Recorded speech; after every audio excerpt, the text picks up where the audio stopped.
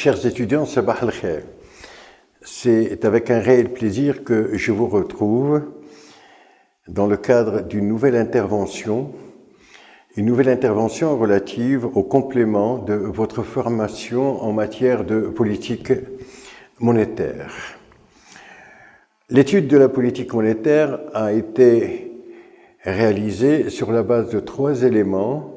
Dans un premier temps, et nous l'avons vu lors de la dernière intervention, il s'agissait de tracer les contours théoriques de la politique monétaire.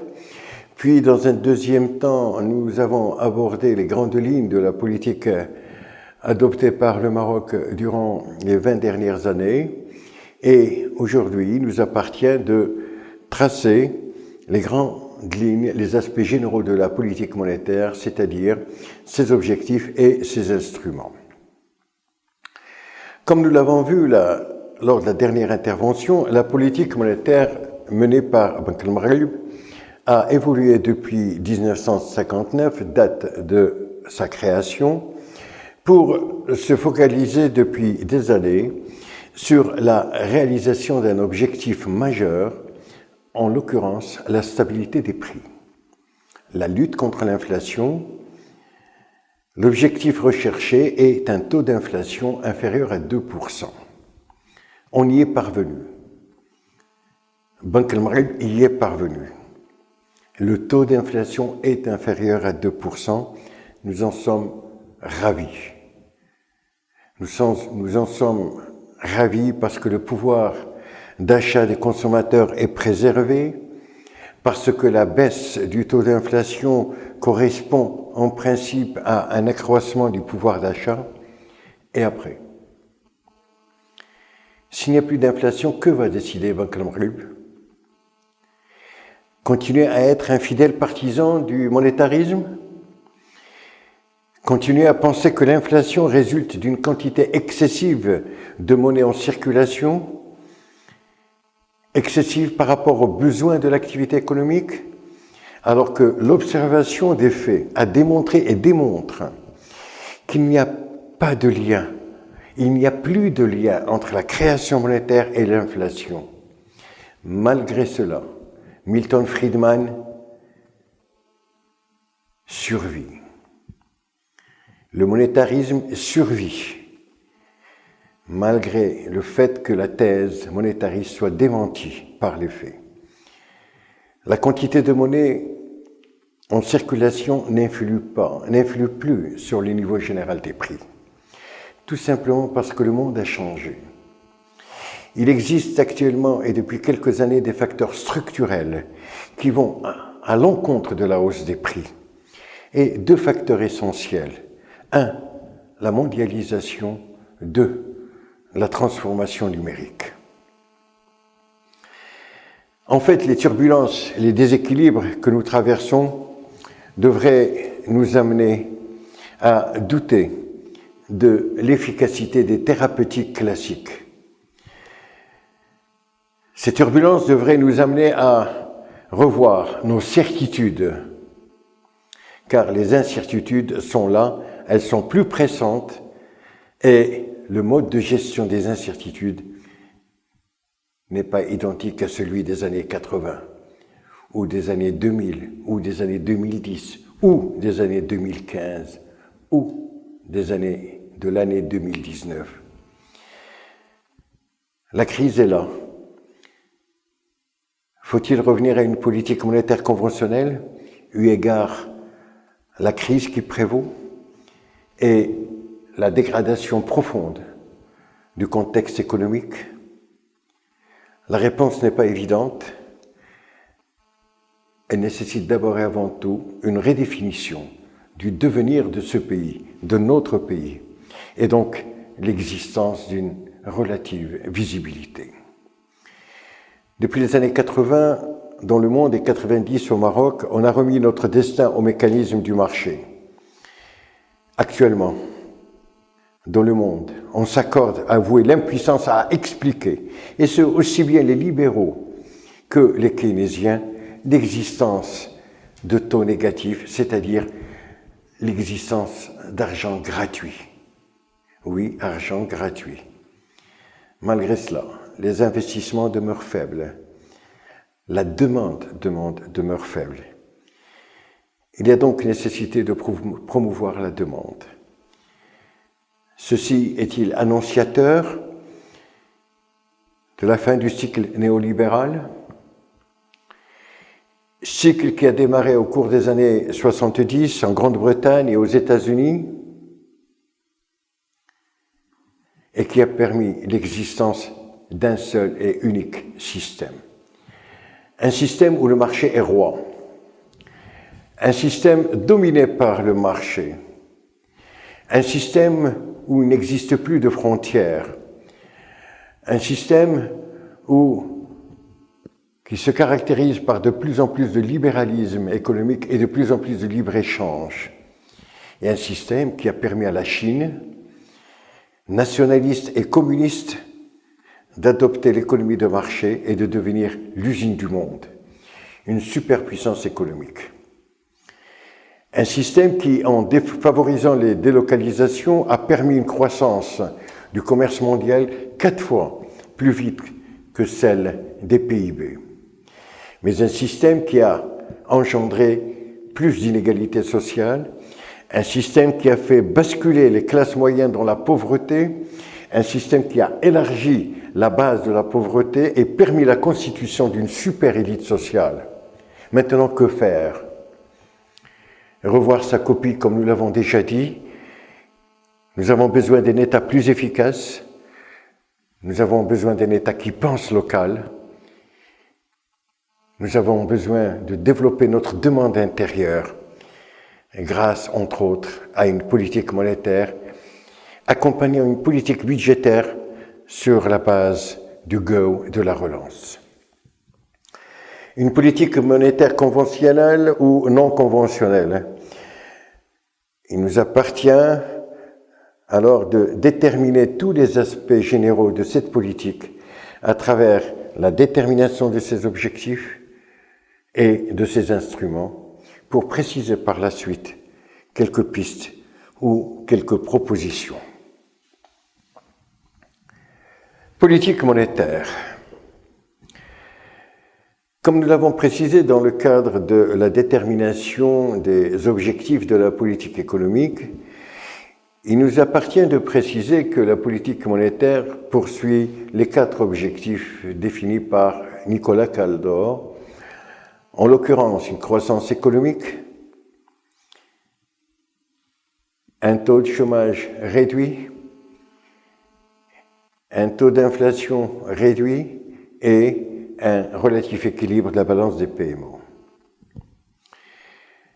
Nous avons précisé que la réalisation de ces 4 objectifs en même temps est irréaliste, en ce sens qu'il peut exister des conflits d'objectifs.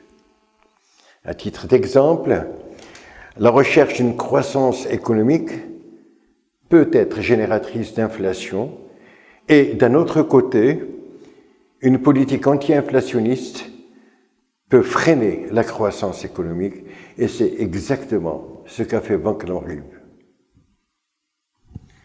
Banque Maghreb qui, comme nous l'avons vu, a axé sa politique monétaire sur la lutte contre l'inflation. Il est clair que le choix en faveur de l'un ou de quelques objectifs dépend des soubassements théoriques adoptés par les responsables gouvernementaux. De façon générale, la politique monétaire a pour objectif le contrôle de l'offre de monnaie et des taux d'intérêt.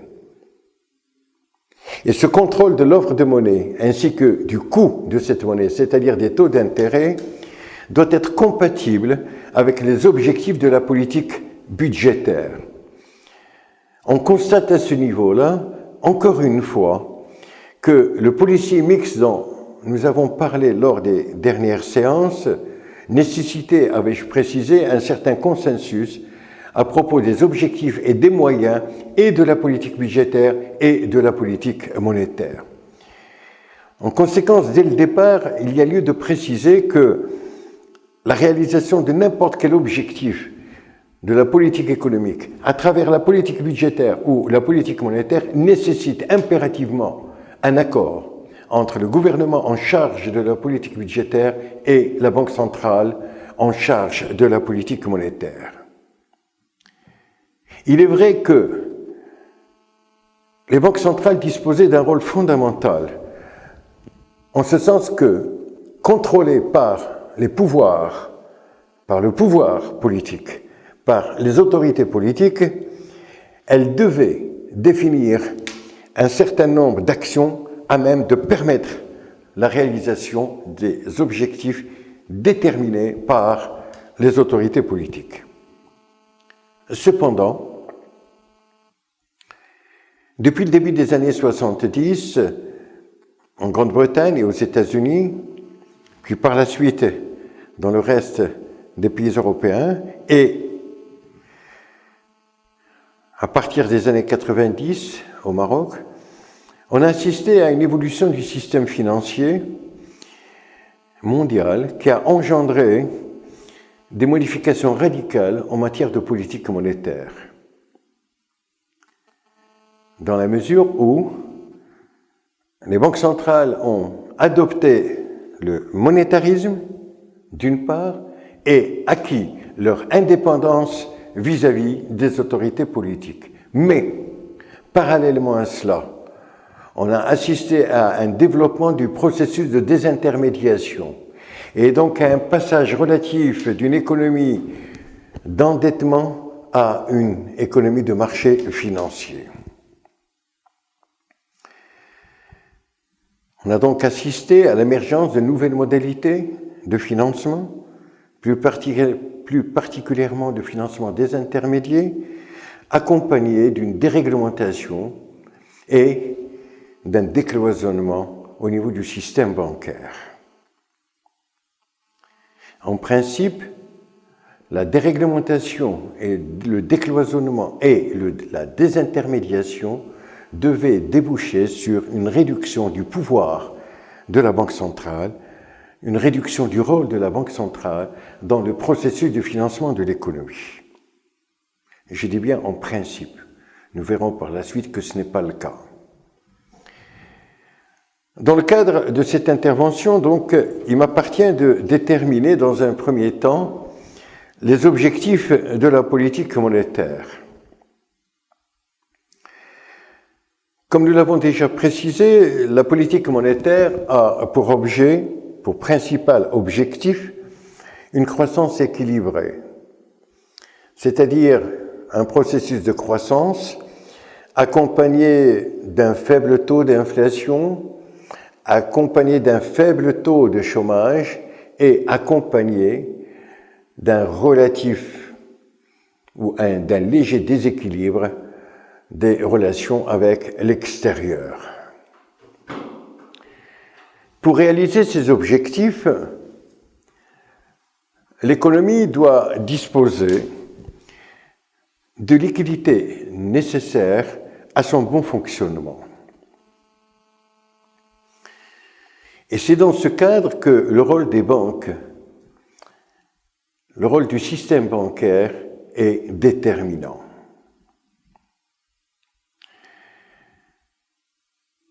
Ce sont les banques, c'est le système bancaire, et en particulier les banques commerciales ou qu'on qualifie d'établissement de crédit depuis la loi bancaire 93, ce sont ces banques-là qui devaient jouer un rôle important en matière de financement de l'économie. Tout simplement parce qu'elles sont créatrices de monnaie scripturale lors de la distribution de crédit. Cependant, si les établissements de crédit disposent théoriquement d'un pouvoir illimité en matière de création de monnaie scripturale et donc de distribution de crédit, leur pouvoir est relativement limité dans la mesure où elles doivent recourir à la Banque centrale, ne serait-ce que pour s'approvisionner en monnaie banque centrale. En conséquence, la Banque centrale dispose d'un certain nombre de moyens lui permettant d'influencer le niveau de l'activité économique. Et ce, grâce à la quantité de monnaie en circulation et à son coût. La Banque centrale peut influencer le niveau de l'activité économique, je le répète, je le reprécise, parce que cet élément est extrêmement important, parce qu'il permet de comprendre la logique de la politique monétaire adoptée par Banque al-Maghrib et ses conséquences, tant au niveau économique que social. La Banque centrale dispose donc de moyens lui permettant d'influencer le niveau de l'activité économique grâce à la quantité de monnaie et au coût de cette monnaie, c'est-à-dire le taux d'intérêt. La Banque centrale va donc contrôler, pour ce faire, la Banque centrale va contrôler l'activité bancaire. Et d'un autre côté, contrôler la quantité de monnaie. La Banque centrale doit déterminer en fait une quantité de monnaie compatible avec les besoins de l'activité économique. Si cette quantité de monnaie est relativement insuffisante, cela peut engendrer un ralentissement de la croissance économique. Et à l'inverse, théoriquement, et ceci était valable jusqu'à il y a une quinzaine d'années, l'injection d'une quantité trop importante dans une économie peut générer des dysfonctionnements et de façon plus précise peut générer l'inflation. Nous avons vu que ce schéma théorique ne se vérifie pas dans les faits. Et donc, l'inflation n'a pas pour origine, et ce depuis quelques années, un excès de monnaie en circulation. La Banque centrale, et plus particulièrement notre Banque centrale, la Banque al-Maghrib, va se fixer comme objectif la stabilité de la monnaie. Et donc, pour ce faire, adopter un objectif principal, en l'occurrence la lutte contre l'inflation. La réalisation de cet objectif final, à savoir la lutte contre l'inflation, nécessite l'adoption d'un certain nombre de mesures permettant de réaliser ce qu'on peut qualifier d'objectifs particuliers. Ces mesures concernent d'abord des actions sur les taux d'intérêt. Ces actions sur les taux d'intérêt vont, dans un premier temps, être destinées aux taux d'intérêt pratiqués sur le marché des capitaux, et plus particulièrement sur le marché monétaire, sur le taux du marché monétaire et le taux du marché obligataire. Il est clair que le relèvement ou la réduction du taux pratiqué sur le marché monétaire influe sur les possibilités de refinancement des établissements de crédit qui vont répercuter de façon automatique le niveau du taux sur le marché monétaire au niveau des taux débiteurs qu'elles appliqueraient à leur clientèle. Donc, action sur les taux du marché des capitaux, marché monétaire et le marché obligataire, donc le marché financier. Il y a par ailleurs des actions qui peuvent être menées sur le taux des crédits bancaires. je souhaiterais préciser que la loi bancaire de 1993 avait libéralisé les taux d'intérêt et que les banques ont liberté totale en matière de fixation des taux d'intérêt débiteurs et créditeurs et que cet élément-là permettait l'existence d'une concurrence interbancaire devant en principe déboucher sur une relative baisse des taux d'intérêt, en particulier débiteurs. Libéralisation des taux d'intérêt, mais parallèlement à cela, la Banque centrale garde la main au niveau du taux directeur.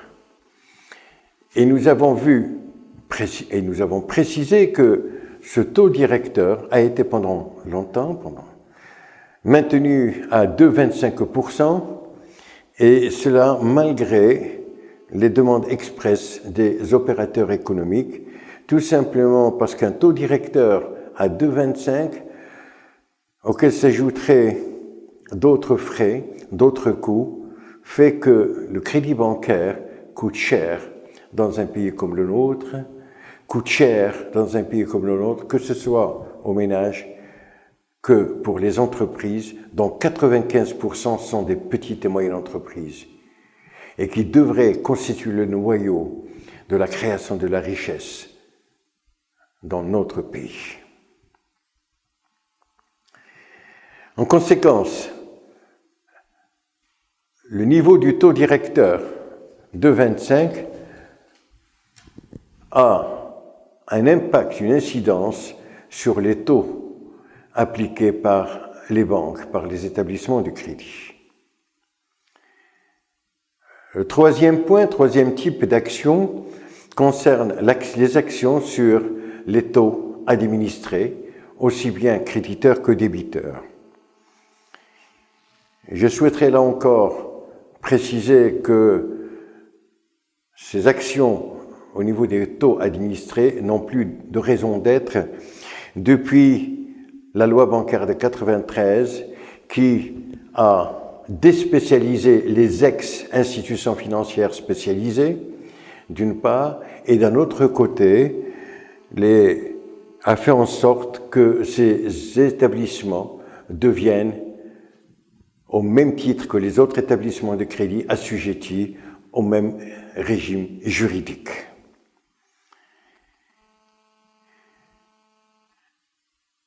Parallèlement à ces actions relatives aux taux au niveau du marché des capitaux, taux appliqués par les établissements de crédit et les taux administrés, taux créditeurs et débiteurs, la Banque centrale dispose d'un autre moyen qui permet d'agir sur la masse monétaire. Un moyen qui permet d'agir sur la masse monétaire et de façon plus précise d'agir au niveau des différents agrégats constitutifs de la masse monétaire, à savoir la monnaie fiduciaire, la monnaie scripturale, mais aussi les placements à vue et les placements à terme. En d'autres termes, les actions menées par la Banque centrale concernent non seulement les moyens de paiement liquides, c'est-à-dire monnaie fiduciaire et monnaie scripturale, mais aussi les actifs financiers, actifs qui peuvent être transformés plus ou moins rapidement en liquidités. La Banque centrale a, grâce à ce moyen, la possibilité de relancer l'activité économique, parallèlement à une relance budgétaire. Mais pour ce faire, encore une fois, s'impose une relative symbiose entre les deux politiques. Sans cette symbiose, une politique de relance d'obédience budgétaire ne pourrait déboucher sur les résultats escomptés tout simplement parce que parallèlement, il y a une politique de rigueur qui ne met pas en place les moyens de financement de la relance. J'insiste sur ce point tout simplement parce que il me semble crucial, il me semble d'une importance capitale dans la compréhension de la politique monétaire menée par Banque al-Maghrib. Une politique, encore une fois, qui s'est donné comme objectif la lutte contre l'inflation, la réalisation d'un taux d'inflation inférieur à 2% et qui, pour ce faire, a adopté une politique restrictive, une politique de rigueur, pendant que la politique budgétaire essayait de mettre en place un certain nombre d'instruments permettant la relance de l'activité économique. Il y avait donc conflit d'objectifs entre la première et la seconde, conflit d'objectifs et de ce fait l'absence de moyens de la part d'une politique monétaire à mettre à la disposition de la politique budgétaire. Ça ne pouvait réussir. Et cela a donné les résultats que l'on constate actuellement, à savoir un nombre de décès d'entreprises extrêmement élevé, près de 10 000 entreprises. Je vous remercie.